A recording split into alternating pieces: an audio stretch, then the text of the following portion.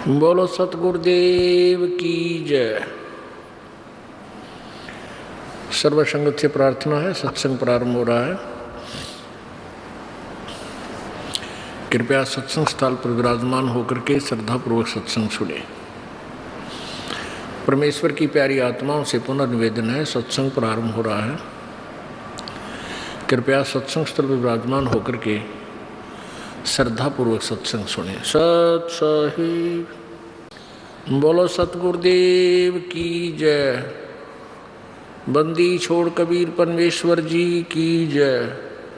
बंदी छोड़ गरीबदास जी महाराज जी की जय।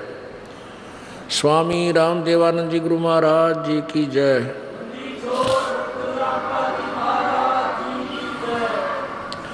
सर्व संतों की जय, सर्व भक्तों की जय, धर्मी पुरुषों की जय, श्री काशी धाम की जय, श्री छुड़ानी धाम की जय, श्री करौथा धाम की जय, श्री बरवाला धाम की जय। सत साहिब गरीब नमो नमो सतपुरुष को नमस्कार गुरु की नहीं।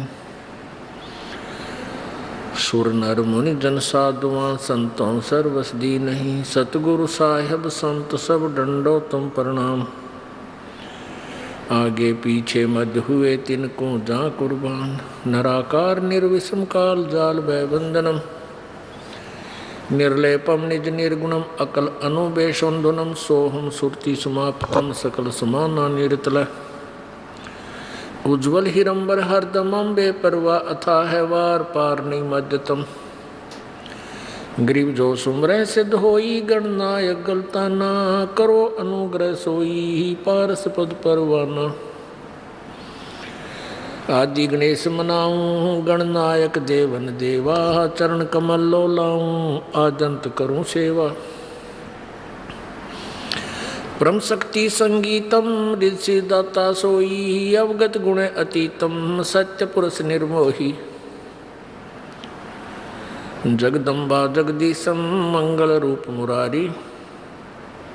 तन मन अर्पों शीशम भक्ति मुक्ति भंडारी। सुर नर मुनि जन ध्यावे ब्रह्मा विष्णु महेशा। शेष शेष मुख गावे पूजे आज गणेशा।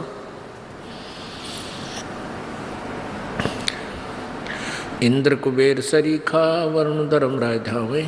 समृद्ध जीवन जी का मन इच्छा फल पावे। 33 कोटि आधारा जावे शेष 88। उतरे बहु जल पारा कट है यम की फांसी। 33 कोटि आधारा जावे शेष 88। उतरे बहु जल पारा कट है यम की फांसी। सत साहिब कर जोरूं विनती करूं। धरूं चरण पर शीश। गुरु जी राम देवानंद जी महाराज ने दियो नाम बख्शीश। कोटि कोटि सिजदा करूं कोटि कोटि प्रणाम। चरण कमल में राखियो मैं बांधी जाम गुलाम। कुत्ता तेरे दरबार का मोतिया मेरा नाम। गले प्रेम की जेवड़ी जाखे तो वहाँ जाऊँ मैं। तो करो तो बावड़ू दूर दूर करो तो जाऊँ। जो राखो तो ही रहूं जो देवो सो खाऊं। जय इब कै सतगुरु मिले सब दुख आँखों रोए। चरणों ऊपर शीस धरूं कहूँ जो कहनी होए। कबीर साईं मिलेंगे पूछेंगे कुशलात। आद अंत की सब कहूँ अपने दिल की बात। गुरुजी तुम ना भूलियो, चाहे लाख लोग मिल जाएं, हमसे तुमको बहुत है, तुमसे हमको नहीं। वो गुण किए तो बहुत किए, करत न मानी आरे, बावे बंदा बख्श दियो, बावे गर्दन उतार। अब गुण मेरे बाप जी, बख्शो गरीब नवाज, जो मैं पूत कपूत हूँ, बोर पिता को लाज। मैं अपराधी जन्म का, नक्सिक बरे विकार, तुम दाता दुख भंजना, मेरी करो संभार। बंदे तू कर बंदगी, जय चावे दीदार, अवसर मानुष जन्म का, भाई मिले न बारंबार।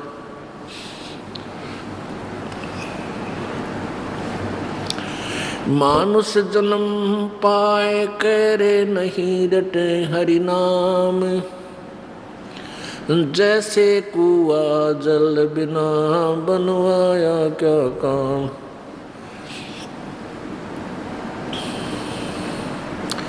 मानुष जन्म दुर्लभ है, ये मिले न बारंबार, जैसे तरवर से पत्ता टूट गिरे, वो बहर न लगता डर। साथी हमारे चले गए,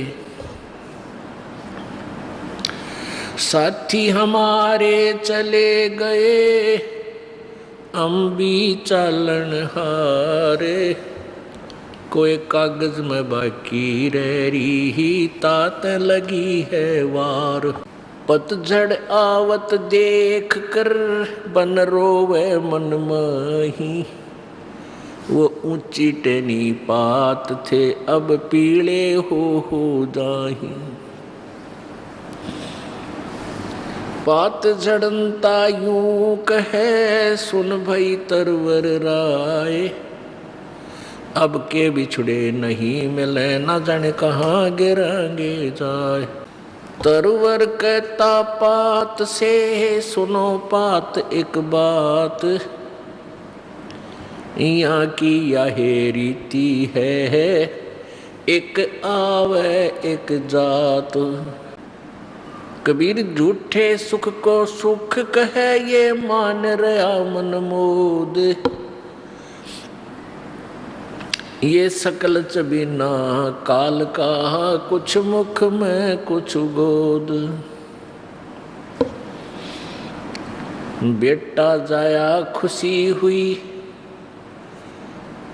बहुत बजाए थाल, ये तो आना जाना लगा हुआ है, जो कीड़ी का नाल। लाख गिरा सैनत उठ दूती, माया आद तकत की कूती। 1.25 लाख घड़िए नत बांडे, अंसा उत्पत्ति पर ले डंडे। ये चतुर्भुजी भगवान कहावे, हर हट डोर बंधे सब आवे। ये अरहट का कुआ लोई, या गढ़ बंधा है सब कोई। कीड़ी कुंजर और अवतारा, हर हट डोर बंधे कई बारा। ये कोटिक करता फिरता देखा, हर हट डोर कहूँ सुन लेखा। परम पिता परमात्मा पूर्ण ब्रह्म सारी सृष्टि के रचनहार कुल मालिक कबीर देव, कबीर साहब, अल्लाह अकबर, ये वही परमात्मा है जिसने सर्व ब्रह्मांडों की रचना की है, और जो हम सभी आत्माओं के एकमात्र मालिक हैं, पिता हैं। ये वही परमात्मा बनारस में, भारतवर्ष की पवित्र भूमि पर, काशी शहर के लहर तारा तालाब में विकसित कमल के फूल पर एक नवजात शिशु का रूप धारण करके प्रकट हुए। ये परमात्मा सन 1398 विक्रमी संवत 1455 ज्येष्ठ सुदी पूर्णमासी को अपने निज धाम सतलोक रतधाम वहाँ से चलकर आए और बनारस में काशी में एक लहरतारा तालाब के अंदर विकसित कमल के फूल पर नवजात शिशु के रूप में प्रकट हुए। परमेश्वर ने अपनी अमृतवाणी में अपने उस सूक्ष्म वेद में हमें ये ज्ञान दिया है कि तुम यहाँ के निवासी नहीं हो, तुम गलत स्थान पर आकर के फंस बैठे हो। और काल भगवान ने, इस ब्रह्म भगवान ने आपको यथार्थ ज्ञान से वंचित रखा हुआ है। ना किसी विद्वान को पता, ना मैं ऋषि को ज्ञान कि ये अभी तक ये आत्म ज्ञान से भी क्लियर कंसेप्ट क्लियर नहीं कर पाए हैं। आत्म ज्ञान के ऊपर ही उलझे हुए हैं। आत्म ज्ञान क्या होता है? आत्म ज्ञान है अपने विषय में जानकारी। भाई मैं कौन हूँ, कहाँ से आया हूँ और यहाँ मेरा क्या उद्देश्य है, इस गहराई तक भी नहीं पहुँच पाते हैं। जैसे अब आप मनुष्य शरीर में जन्मे हो, इसमें कितनी आपदाओं को आप झेलते हुए अपने जीवन रूपी सफर में यात्रा कर रहे हो। जब तक इस प्राणी के पुण्य चलते हैं, प्रारब्ध में जो लिखे हुए पुण्य चलते हैं, तब तक तो ये प्राणी बहुत सुखी नजर आता है। किसी के पास उच्च पोस्ट होती है क्योंकि वो पिछला पुण्यकर्मी प्राणी है, बहुत अच्छे संस्कार हैं उसके, वो पिछले जन्मों में की हुई बैटरी चार्ज आज बगैर चार्जर के भी वो काम कर रही है, क्योंकि वो पहले संग्रह कर चुकी है एनर्जी। उसके आधार से वो प्राणी वो बहुत सुखी भी है, अच्छी पोस्ट है या कोई अच्छी फैक्ट्री लगा रखी है, बच्चे भी नेक हैं, अच्छे एजुकेटेड हो गए, बढ़िया पोस्ट प्राप्त होगी, उनकी शादी भी, जैसे हम जिनको उच्च घर मानते हैं माया के धनवंतों को, उनमें अच्छे घरों में उनकी शादी भी होगी, ब्याह हो गया। ये उन सभी बच्चों के पूर्व जन्म के पुण्य हैं और उस प्राणी के जिसके वो बच्चे हैं।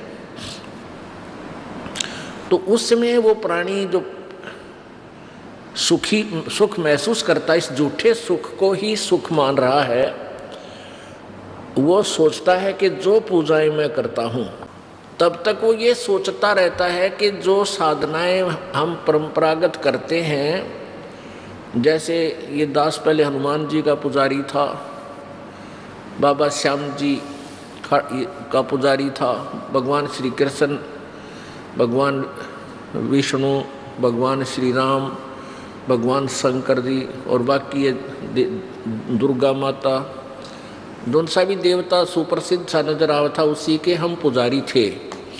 और कोई भी घर में सुख होता था, संतान उत्पत्ति है, फिर नौकरी प्राप्ति, दो पैसे, कोई मकान प्लाट बनाना, तो ये सब सुविधाएं हमें मिली, तो ये सोचा करते कि हमारे जो ये भगवान हैं, हम इनकी जो पूजा करते हैं, इससे हमें ये लाभ दे रहे हैं। तो ये हमारी भूल थी। तत्व ज्ञान के बिना, तत्व ज्ञानहीनता के कारण हम ऐसे विचार रखते थे। और फिर साथ में ये भी कहते थे, कोई व्यक्ति दुखी दिखाई देता था, आम व्यक्ति कहता था भाई तेरे कोई पिछले जन्म में तूने पाप कर रखे,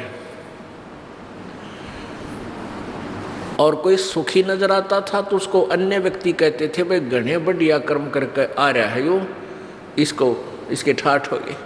यानी वो पिछले जन्म पुण्य और पाप आज वो अपना रंग दिखा रहे हैं।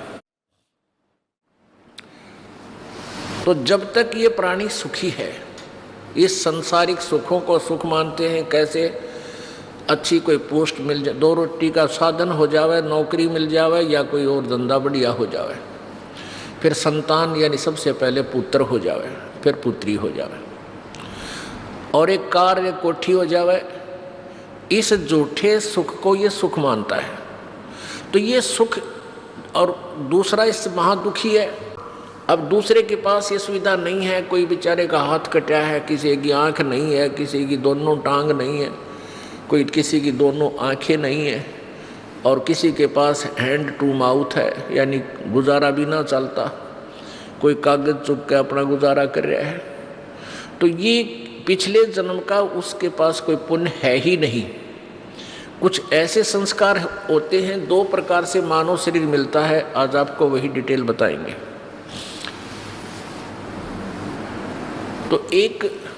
तो ऐसे जो प्राणी अब नजर आता है कि बहुत सुखी है, और वो फिर क्योंकि सुख जितना भी उसको उसके भाग्य में प्रभु ने लिखा है, वो सुख उसको पूरा देता है काल भगवान।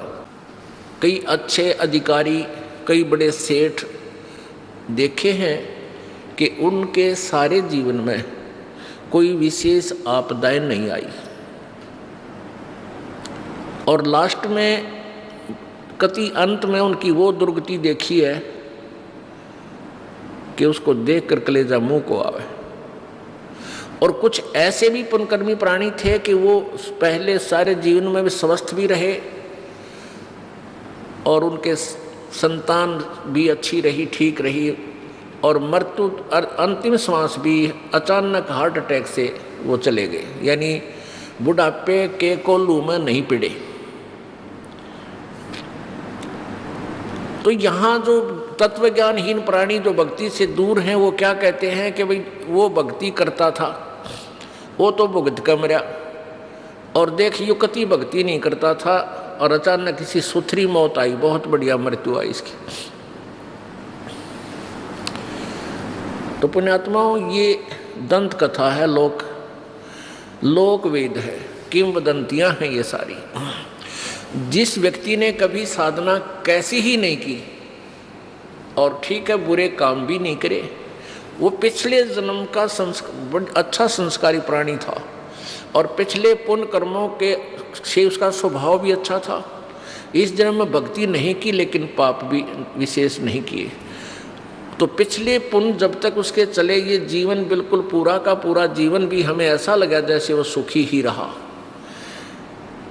अब वो बैटरी उसकी डिस्चार्ज होगी, अगले जन्म में हो सकता है कोई जन्म मनुष्य का उसका शेष रह रहा हो, वो भी मिल सकता है ऐसे प्राणी को। और फिर अगले जीवन में, क्योंकि ये रेड का कुआं है, नीचे भरो ऊपर खाली, नीचे भरो ऊपर खाली, ये कौन अंत थोड़ा ही है इसका। तो फिर उसके ऊपर ना जाने कितना दुख आवेगा। तो ऐसे ही जो प्राणी हमें सुखी नजर आवा था और भक्ति भी करता था, जैसी भी परंपरागत साधनाएं, जैसे साल भर में 1-2 बार तो कहीं इष्ट धाम पर जाते हैं, मत्था टेक आते हैं, सारे बच्चा के तलक लगा देते हैं, सबकी 2 वहाँ लगवा लेते हैं। तो ऐसी साधनाओं को हम फाइनल मान चुके थे, या बहुत है। या कोई और अच्छी आत्मा थी, वो अपना को हनुमान चालीसा कर लेता था, हमारे जैसा कोई गीता जी का पाठ कर लेता था, शिव पुराण, विष्णु पुराण आदि इन ग्रंथों को पढ़ लेते थे। तो ऐसे हम अपनी एक जीवन शैली को निभा रहे थे, और ये सोच रहे थे कि हम कुछ तो कर ही रहे हैं। पुण्यात्माओं, बुद्धिमान व्यक्ति जो तत्व ज्ञान से परिचित हो चुके हैं, वो तो समझ चुके हैं ये दास क्या बताना चाहता है, और जो नए आए हैं उनके लिए ये अध्याय आज खोला जा रहा है। अब जैसे एक बैटरी होती है, उस बैटरी के साथ एक चार्जर लगाया जाता है जो बिजली से कनेक्ट किया जाता है, पावर से, और जिसके कारण वो बैटरी चार्ज हो जाती है। वो चार्ज हो जाने के बाद चार्जर हटा दिया जाता है, उसके बाद वो बैटरी बगैर चार्जर के भी पंखे भी चलाती है। जैसे इन्वर्टर आजकल एक विशेष यंत्र बन गया है, तो वो इन्वर्टर लाइट भी चली जाती है तब इन्वर्टर का काम शुरू होता है। तो उसमें चार्जर लगा भी है चाहे नहीं लगा है, वो चार्ज नहीं हो रही है तो फिर भी वो अपना काम कर रही है, पंखा भी चल रहा है, कोई कूलर भी चल रहा है, बल्ब भी जग रहा है, नो प्रॉब्लम। और यदि उस बैटरी का फिर चार्जर ना लग रहा हो या पावर से जोड़ा नहीं हो उस चार्जर को, तो फिर जब तक वो बैटरी चार्ज रहेगी तब तक तो सारे काम होते नजर आएंगे।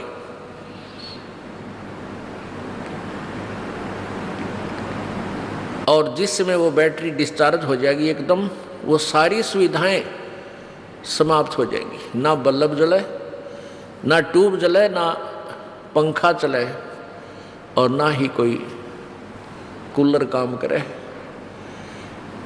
अपुण्यात्मा इसमें बैटरी चार्ज करने में दो तरीके हैं। एक तो चार्जर लगा रखा है, लेकिन वो चार्जर लगा रखा है उस पॉइंट में लाइट नहीं है, वो पॉइंट पीछे से कनेक्टेड नहीं है, और लगाने वाले ने ये सोच रखा है कि मैंने चार्जर ला रखा है या बैटरी चार्ज हो रही है। ये तो समझ लो शास्त्र विधि त्याग का मनमाना आचरण। अर्थात जैसी साधनाएं हम पहले करते थे, बाबा श्याम जी का माथा टेक आए, सालासर जा करके हनुमान जी के वहाँ मत्था टेक आए, हनुमान चालीसा कर लेते थे, गीता जी का पाठ कर लेते थे। ये हमारा मनमाना आचरण था, शास्त्र अनुकूल साधना नहीं थी। तो ये चार्जर भी लगा रहे थे पर पावरलेस पॉइंट में। हमने पावरलेस पॉइंट में चार्जर लगा रखा था, हम चार्जर लगाए हुए भी थे लेकिन बैटरी चार्ज नहीं हो रही थी।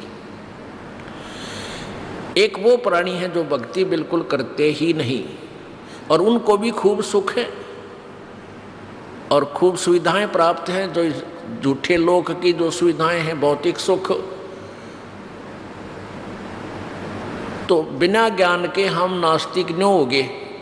हम उन पुण्य प्राणियों को जो अच्छी पोस्ट पे हैं, कार भी है उनके पास, कोठियाँ भी हैं, अच्छी संपत्ति संतान है, तो वो कोई भक्ति नहीं करते, गुट्टी लावे हैं, सिगरेट पीवे लांबी। तो भगत जो साधना करते थे, मनमानी आचरण करते थे, उनको कोई लाभ हो नहीं रहा था, वो दुखी दूने हो रहे थे, और जो भक्ति भी नहीं करते वह सुखी नजर आते थे। तो समाज में नास्तिकता न्यों फैल गई कि जो थोड़ी बहुत शास्त्र विधि त्याग का जो मनमानी पूजा करते थे उनको तो लाभ मिल नहीं रहा था उस पूजा से, और जो बिल्कुल पूजा नहीं करते थे वैसे गोटी सूटी भी लाओ और खूब रिश्वत लें और खूब सारे ड्रामे करें और वो सुखी नजर आए थे। तो जो भक्ति कर रहे थे, जो दूसरे संतों के पास गए हुए बोली आत्माएं या वैसे अपनी मनमानी पूजाएं कर रहे हैं जहाँ कहीं जा कर के, तो वो उनको देखकर नास्तिक हो गए हैं। जो थर्ड पर्सन होते हैं वो क्या कहते हैं कि भाई तुम तब भक्ति भी कर रहे हो और तुम्हारी दूनी दुर्गति हो रही है और ये भक्ति कर ही नहीं रहा, देख किसके ठाठ है। भाई कितना भगवान, ये तो कहने की बात है। तो जो जिसको परमात्मा का सहारा नहीं मिल रहा तो वो व्यक्ति विवश हो जाता है इस बात पर विचार करने को कि भाई सचमुच में भक्ति कर रहा हूँ और मेरी बिरान माटी हो रही, और यो कभी कुछ साधना करता नहीं, सारा दिन बकवाद गड़े, ताश खेले, गुटी लावे, सिनेमा देखे और इसके ठाठ है। तो वो ज्ञानहीन प्राणी, अध्यात्म ज्ञानहीन प्राणी नास्तिक बन जाता है, उसी जैसा बन जाता है। इसलिए तत्व ज्ञान की आवश्यकता है, परम संत की आवश्यकता है। और परम संत के मार्ग में ये झूठे गुरु, ये नकली ऋषि महर्षि, ये सदा से आड़े आते रहे। परमेश्वर आए थे, बंदी छोड़ कबीर जी स्वयं आए थे, इसी तत्व ज्ञान का प्रचार करने लगे थे और किया मालिक ने आखिरी श्वास तक, आखिरी समय तक किया, जब तक यहाँ से उन्होंने प्रस्थान नहीं किया। लेकिन मूढ़ व्यक्ति, हमारे जैसे जो अक्षर ज्ञान युक्त नहीं थे, वो परमात्मा के इस अमर ज्ञान को, अमर वाणी को, कबीर वाणी को नहीं समझ सके। और जो उस समय के तत्कालीन वो नकली गुरुजी, महर्षि जी, मंडलेश्वर थे, वह सारे झूठे कपटी थे। वो वेद ज्ञान से अपरिचित थे, वो पुराणों के ज्ञान से भी परिचित नहीं थे, वो गीता जी के ज्ञान को भी समझ नहीं सके थे। परमात्मा कबीर जी वेदों और गीता जी के ज्ञान को यथार्थ रूप में अपनी सिंपल लैंग्वेज में बताया करते थे। परमेश्वर कबीर जी इन सब सदग्रंथों के यथार्थ ज्ञान को, वेदों के ज्ञान को, गीता जी के ज्ञान को, पुराणों के ज्ञान को एज इट इज अपनी सिंपल लैंग्वेज में, साधारण भाषा में, संत वाणी में, अमर वाणी में बोल बोल कर बताया करते थे। लेकिन उन चतुर व्यक्तियों ने, जो गुरु थे, ये नकली गुरु थे, झूठे गुरु थे, और वो संस्कृत भाषा को जानते थे। संस्कृत भाषा के जानने के कारण हम उन्हें महर्षि और विद्वान मानते रहे। और परमेश्वर कबीर जी के बारे में वो नालायक क्या कहा करते थे, कबीर तो अशिक्षित है, ये संस्कृत भाषा नहीं जानता है, ये झूठ बोलता है, ये गलत कहता है कि ब्रह्मा विष्णु महेश नासवान हैं, इनके माता पिता हैं, इनकी पूजा से पूर्ण मोक्ष नहीं होता।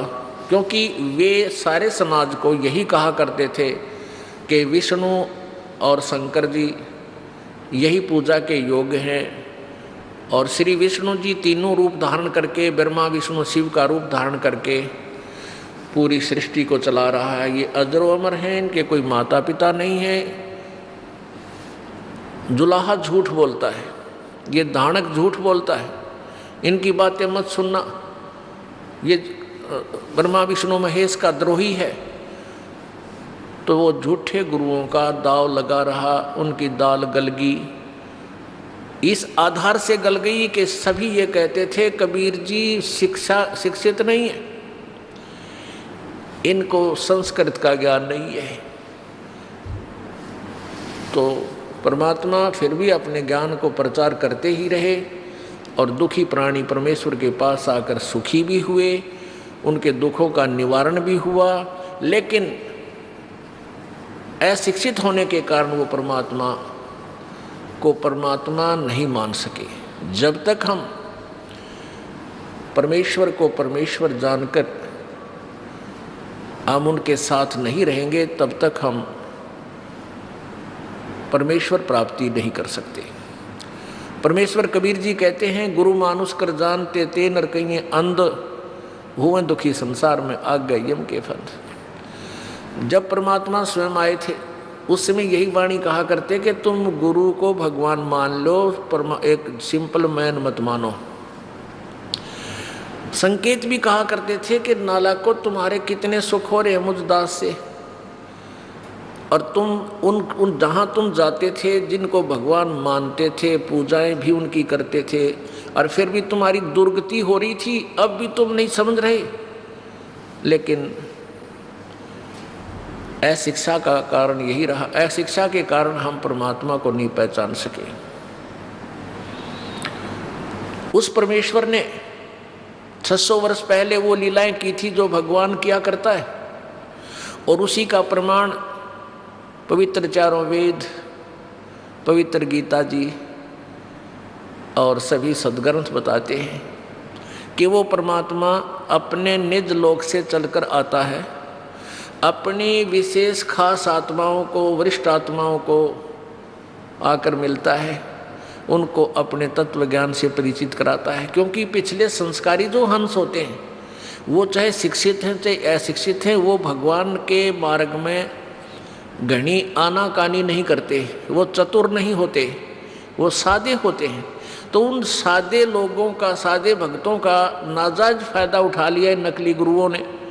क्योंकि सभी ये कहता है भक्त, श्रद्धालु भक्त वृंद, कि भाई भगवान के का जो मार्ग है, भगवान के ज्ञान में तर्क वितर्क नहीं होना चाहिए, तर्क वितर्क का विषय नहीं है। जबकि कबीर जी ये कहते हैं कि भगवान का मार्ग तर्क वितर्क का विषय है।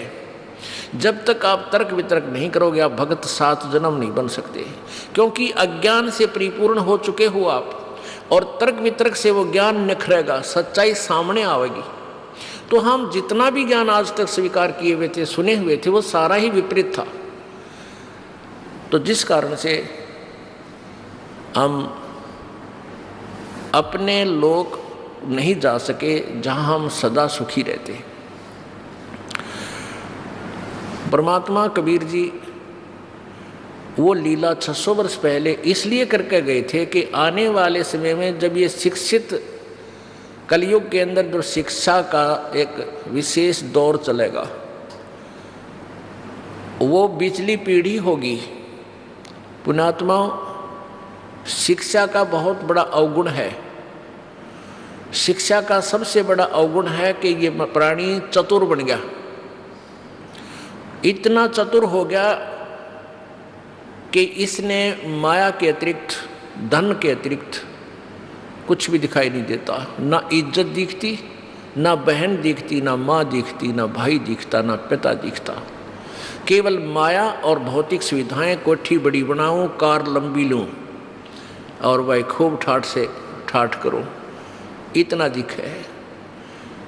अरे भले आदमियों, 4 युग बीत गए, 4 युग बीत गए। कितने पीछे जितने भी हमारे जो मानव हुए हैं, पूर्वज हुए हैं सतयुग त्रेता द्वापर में, वो काम चलाऊ अपनी शिक्षा थी उनके पास। जैसे एक ब्राह्मण वर्ग बना दिया गया, भी तुम शिक्षा ग्रहण करो, सदग्रंथों को समझो और फिर हमें बता दो, हम उसी तरह साधना करते रहेंगे।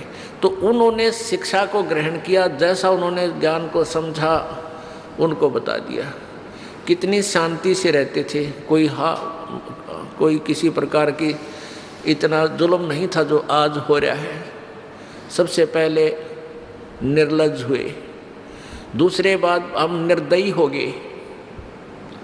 ऐसे ऐसे इतिहास देख लो आप, घर घर में जा कर के कैसे झगड़े होते हैं, किस प्रकार आपसी द्वेष बन गए, भाई बहन का मुकदमा चल रहा है, किसको पर संपत्ति पे, पिता पुत्र के झगड़े हो गए आपस में, पता नहीं क्या क्या जुल्म हो गया।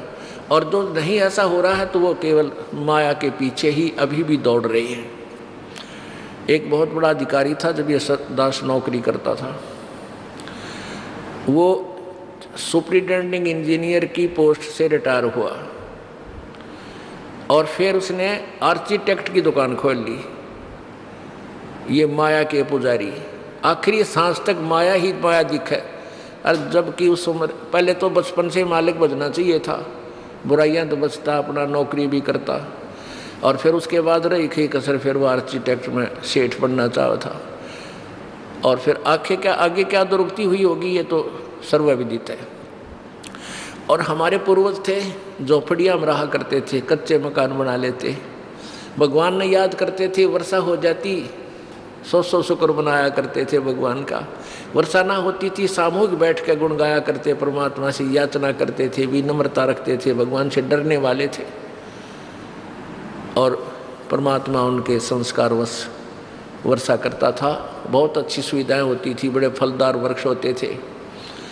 और आज देख लो, बाग लगाओ वो नहीं लगता ढंग से, ना कोई ढंग के फल फ्रूट रहे, सारा में खाद पानी पता नहीं के डंगा दवाइयाँ डाल के विष बना के विष खा रहे हैं मीठा करके। तो कहने का भाव ये है कि हमने शिक्षा की, अगर यहाँ हमें लाभ है, शिक्षा का सारा ही अवगुण है।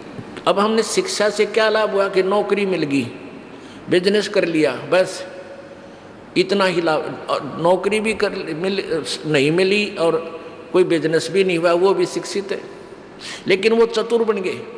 वो चतुर इतने बन गए कि छोटे, जैसे कोई खेती करने लग गया या मजदूरी करता है, तो फिर वह छोटी छोटी बातों पे अपने भाई के साथ, कदे पड़ोसी के साथ, कदे किसी के साथ, यानी चतुर बन गए, हम भगवान से दूर हो गए। और यदि इस शिक्षा का लाभ है आज इस युग में, केवल यही है कि हम परमात्मा को पहचान सकते हैं। एक ये गुण है शिक्षा का, और कुछ भी गुण नहीं है। तो आप कितनी बात बना लो और उस कंप्यूटर बना लिए, फलाने बना लिए, जहाज बना लिए। कंप्यूटर ना थे जब के काम ना चला था। ये भी कौन सा पृथ्वी के ऊपर ऊपर चलो तुम, फिर भी जमीन पर ही आकर के गुजारा होता है। कहने का भाव ये है कि अगर 2 वर्ष वर्षा ना हो, परमात्मा रूस गया, ये कंप्यूटर, ये जहाज और ये सारे मिसाइल धरे धराए रह जाएंगे किसी। हमने जो जिस मालिक से डरना चाहिए था, जो आत्म कल्याण करना और कराना चाहिए था, उस इतिहास को तो हमने खोला ही नहीं। अब खोलना पड़ेगा। अब व्यवस्था हो जाएगी हर एक प्राणी की। अब प्रत्येक क्षेत्र में आप जाकर देख लो, विशेषकर इस करोथा कांड के बाद हमारा एक बिटर एक्सपीरियंस हुआ, और जिससे ये पता लगा कि कहीं न्याय नाम की चीज नहीं इस पृथ्वी पे है। परमात्मा कहते थे वह वाणी आज 100% सिद्ध होगी, निरंजन धन तेरा दरबार, जहाँ तनिक नहीं न्याय विचार। इतना भी न्याय नहीं है इस पृथ्वी पर किसी के पास भी, चाहे को कितनी बात बनाता हो। तो ये चतुरता, ये नीचता आ गई। प्रत्येक प्राणी डरता नहीं भगवान से, भगवान का भय निकल गया और पाप पे पाप इकट्ठा करता है। और फिर क्या बनता है, कुत्ता बने, खाज लागे, सिर में कीड़े पड़े, जबान पे कीड़े पड़े इन दुष्टों के। आज देखते ऐसी बुरा हाल हुआ आता है यहाँ प्राणियों का। हमें भी रोना आ जाता है, लेकिन हमें पता है कि पिछले जन्म में कभी परमात्मा के द्रोही रहे होंगे ये दुष्ट। ठीक है, प्रभु फिर दयालु है क्योंकि उसके बच्चे हैं ये सारे। वो इतना दयालु है क्योंकि ये इसके बच्चे हैं, वो पिता है। पिता 100 अवगुण भी कर दे पुत्र या पुत्री तो भी उसको माफ कर देता है। और कबीर और वो परमात्मा, वो तो परम पिता है, वो तो लाख और करोड़ अवगुण कर दे तो भी माफ करता है। तो इसलिए हमें तत्व ज्ञान की आवश्यकता, ताकि हम बुरा काम करते समय डरें, हमारे हाथ कांप जा, उस जुल्म को हम नहीं करें। क्योंकि हमें पता लग जाएगा विष खाया है तो ये मारेगा, तो विष से हम कितने डरते हैं। ऐसे ही हम पाप कर्मों से डरा करेंगे जब हम तत्व ज्ञान से परिचित हो जाएंगे। तो आज इस शिक्षा का यदि हमें लाभ है तो हम भगवान पहचान सकते हैं, और ये एक अनमोल गुण है शिक्षा में। आज पहले भी भगवान स्वयं आए थे, परमात्मा स्वयं आकर ही इस ज्ञान को प्रचार कर सकते हैं। न इस ज्ञान का जुबान भी नहीं खोल सकता इंसान, ये इतना कड़वी दवाई है। और परमात्मा नहीं आते हैं तो वो अपना कोई खास रिप्रेजेंटेटिव भेज देते हैं, तो उसके साथ रहते हैं। कहते हैं कि मम संत मुझे ही जान मेरा ही स्वरूपम, जो बच्चा गऊ की नज़र में यूं साईं को संत, और भक्तों के पीछे फिरे वो भक्त वत्सल भगवंत। अब कहने का इस सारे विवरण का तात्पर्य है कि आज शिक्षा से हम परमात्मा पहचान सकेंगे, और इस शिक्षा का कोई लाभ नहीं। अब शिक्षा का क्या लाभ ना, जैसे डॉक्टर बन गए। अब देख रहे डॉक्टरों क्या हाल है। भगवान, हे परमात्मा, कलेजा मुंह को आता है। डॉक्टरी लाइन में जो बच्चा जाता है उसके मन की छलांगें क्या होती हैं कि अपना या तो नौकरी लगूंगा, नौकरी लग गया तो 50-60 हज़ार रुपये तनख्वाह होगी MBBS करके, और या फिर अपना प्राइवेट बिजनेस कर लूँगा, हॉस्पिटल बना लूँगा।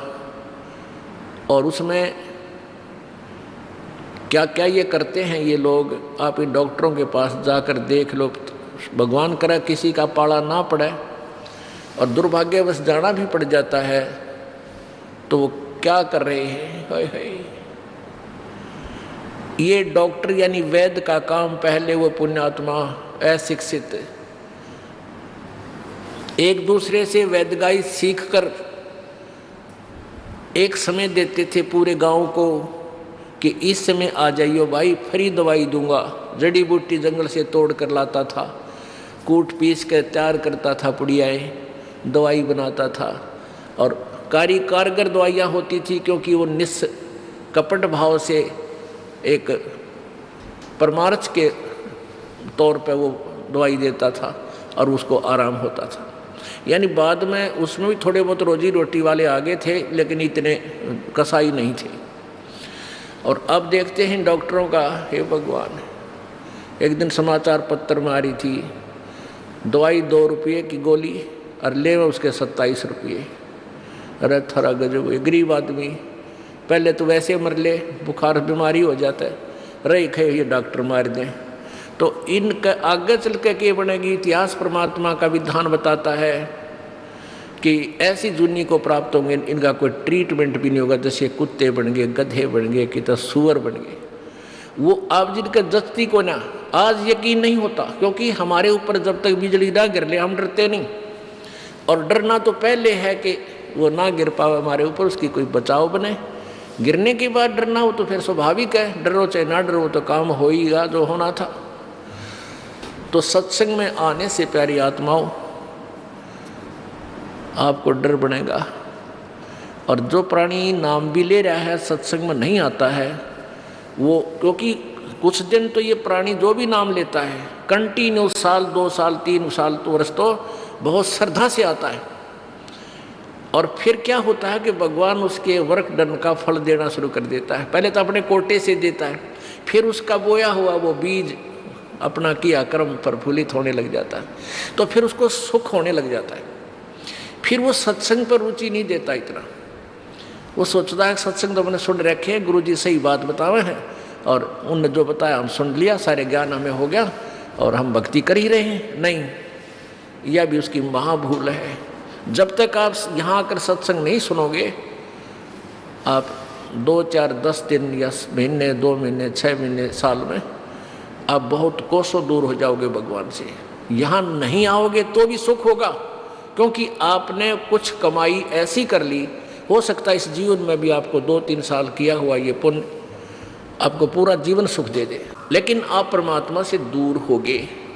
वो चार्जर कट गया, आपका चार्जर नहीं रहा, कनेक्शन कट गया और आप समझ रहे हो मैंने चार्जर लगा ही रखा है, लेकिन पीछे से आपकी करतूतों से कनेक्शन कट गया, पावर को नहीं उस पावर प्लग में जिसमें आप चार्जर लगाए बैठे हो। अर्थात आप समझते हो कि हमने नाम ले ही रखा है, हमें सुख भी हो रहे हैं, भगवान पूरा सहारा दे रहा है और पहले हम दुखी थे। तो इसलिए सत्संग में आने से आपको लाभ मिलेगा। ये मन बहुत बदमाश है, ये दुबक जाता है कुछ दिन, ये चुप बैठ जाता है और जब आता है समय उसी समय इसको फिर परेशान कर जाता। आज का जो प्रसंग है हम ये बताना चाहते थे आपको, मानुष जन्म दुर्लभ है भाई मिलन बारंबार, जैसे तरवर से पत्ता टूट गिरे वो बहुर न लगे डारे। इन बातों को बहुत गहराई से सोचा करो।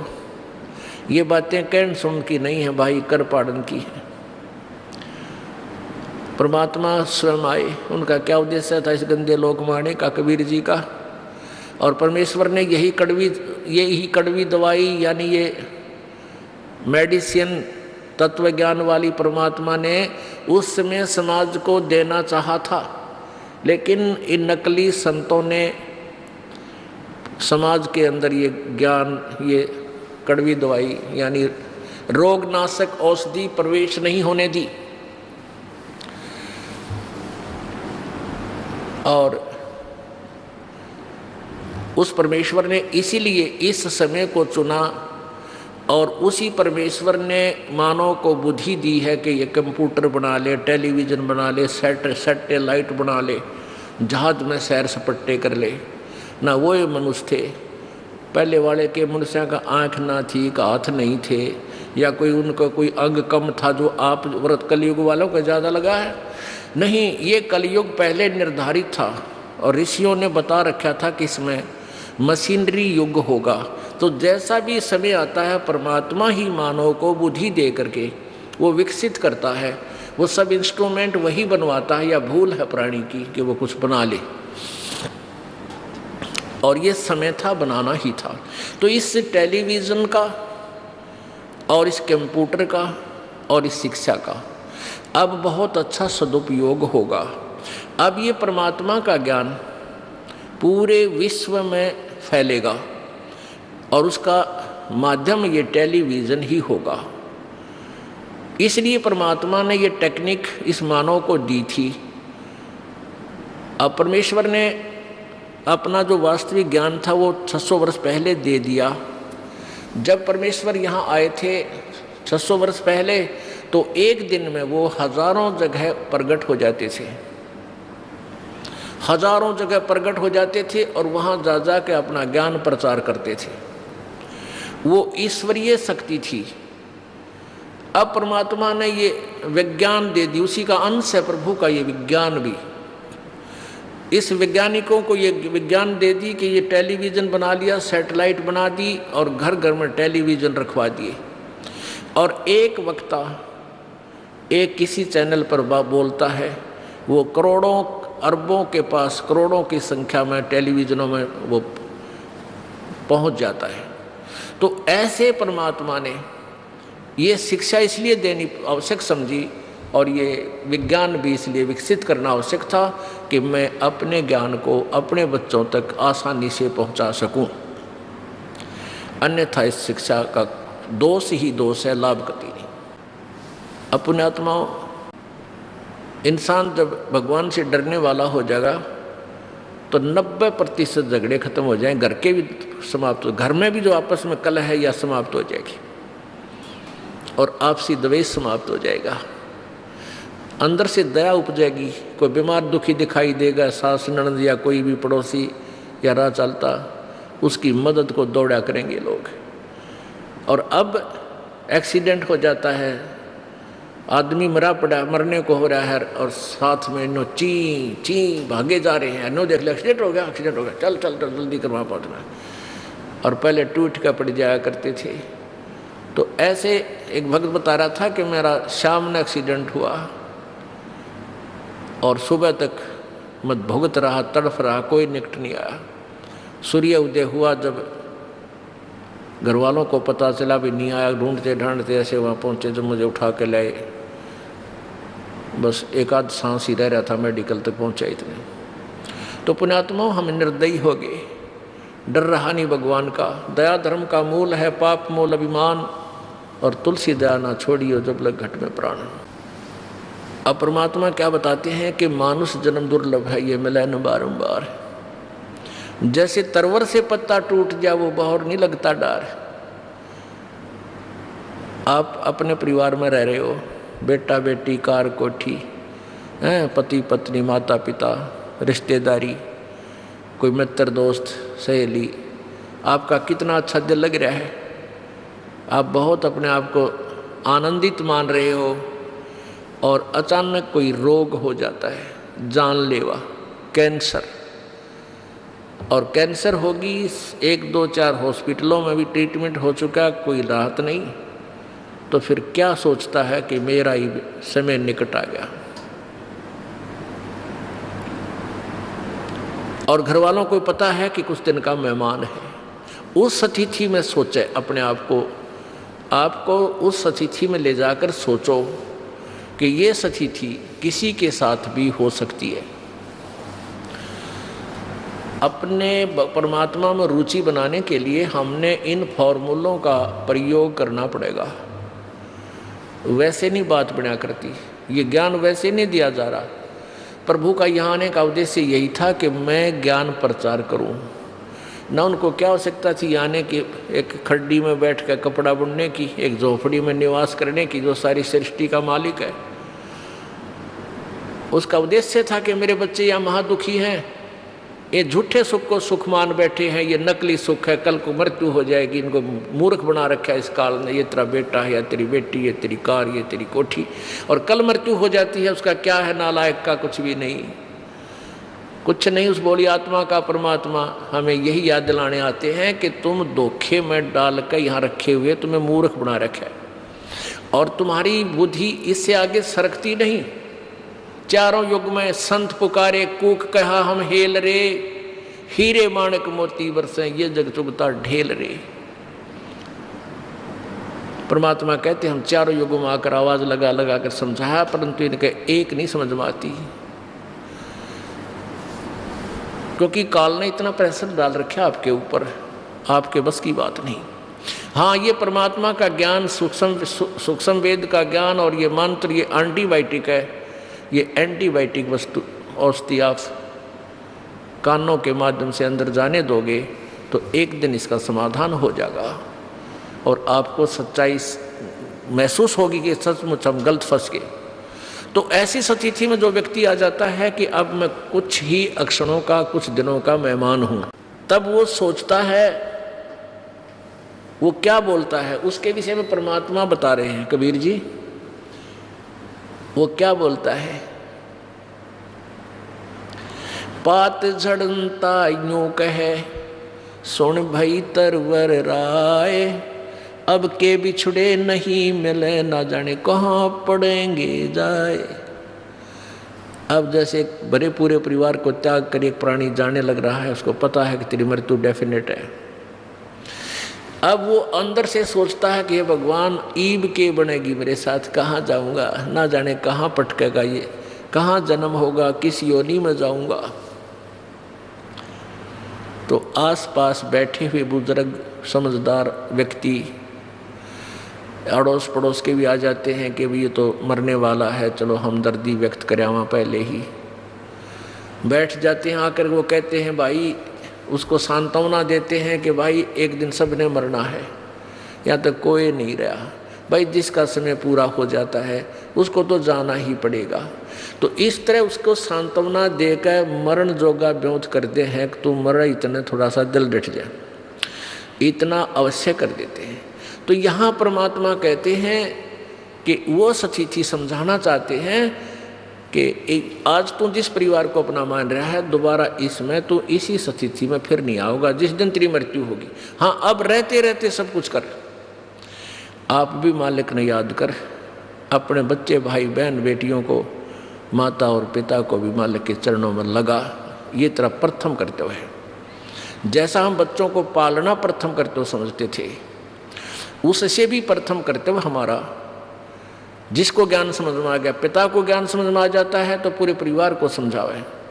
यदि पुत्र को ज्ञान समझ में आ जाता है तो पूरे परिवार को, माता और पिता से भी रह कर जिक्र करे मालिक का, समझाओ, उनको पता चला, ज्ञान दे के कल को बहुत दुरुक्ति होगी आपकी। ये हमारा प्रथम कर्तव्य है। और सेकंड कर्तव्य तो है ये तो अपने बच्चों की परवरिश करना, इसमें तो दो राय है नहीं करेंगे फिर हम पेट कैसे भरेगा। तो हमारा एक वो है परमात्मा का दिया हुआ एक व्यवस्था है, इसमें तो हम करेंगे। और कुछ ऐसा भी है कि जिसके माता पिता बचपन से ही मर जाते हैं, दोनों ही मर जाते हैं, वो बालक भी अपने संस्कारवश बड़े भी होते हैं और वो अपना पूरा उनसे भी अच्छी तरह सेट होते हैं जिनके माता पिता जीवित हैं। इस दास के साथ खूब बीती ऐसी बातें। एक रिश्तेदार हमारा निकट का, और वो छोटे छोटे बालक, उसकी मृत्यु होगी और वो आखिरी सांस यही कह रहा था, मेरे बालकों का क्या होगा, मेरे बच्चों का क्या होगा। आज वो बालक जो दूसरे भाई जीवित हैं उनसे ज़्यादा सुखी है वो, उसके बच्चे, उसे अच्छा व्यवसाय है। तो ये जो हम अपना प्रथम कर्तव्य मान रहे थे, ये भी गॉड गिवन है, प्रभु दत्त है, पूर्व संस्कार में निर्धारित है। ये तो परमात्मा ने करना ही कराना है, आपसे करवाना है या किससे करवाना है, उसने ये संसार चलाना ही चलाना है। रही बात मनुष्य ये आत्म कल्याण की, ये हमारा प्रथम कर्तव्य है। और इसको तो हम ऑप्शनल सब्जेक्ट मान रहे थे। जैसे बालक पढ़ते हैं ना, लेवत ले लेना तो ना ले सब्जेक्ट नहीं, हम ऐसा मान रहे, जबकि ये वेरी इंपॉर्टेंट सब्जेक्ट था, हम छोड़ चुके थे। तो ये ज्ञान बताया जाता है कि परमात्मा क्या कहते हैं कि साथी हमारे चले गए रंबी चालनहार, कोई कागज में बाकी रह रही तात लागरी बार। पतझड़ आवत देखकर बन रोवे मनमाही, ये ऊंची टहनी पात थे अब पीले हो जाए। अब बसंत ऋतु के अंदर सभी जैसे पीपल के पत्ते आपने देखे हो, पीले होकर के टूट टूट कर गिर जाते हैं, सतूत के पत्ते हैं जैसे वृक्षों के पत्ते हैं, और तुरंत ही नई कोपल फूट जाती है और 15-20 दिन में वो पूरे पत्ते बनकर और हवा में ऐसे लहला रहे होते हैं। एक वर्ष वो नए पत्ते फड़फड़ फड़फड़ करके बस्ती मार लेंगे, और जब आवेगी फिर बसंत ऋतु, वह सारे टूट टूट कर नीचे गिर जाएंगे और उनका विनाश होगा।